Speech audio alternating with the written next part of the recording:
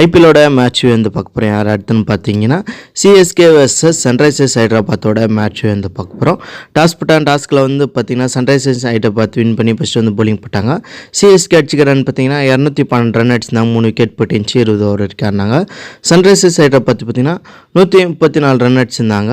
10 wicket போட்டுச்சு. 18.5 ஓவருக்குள்ள பார்த்தீங்கன்னா எல்லா விக்கெட் எழுந்துட்டாங்க சன்ரைசர்ஸ் ஹைதராபாத். சிஎஸ்கே பார்த்தீங்கன்னா 78 ரன் வித்தியாசத்தில் இந்த மேட்சை வந்து சிஎஸ்கே வந்து வின் பண்ணிட்டாங்க.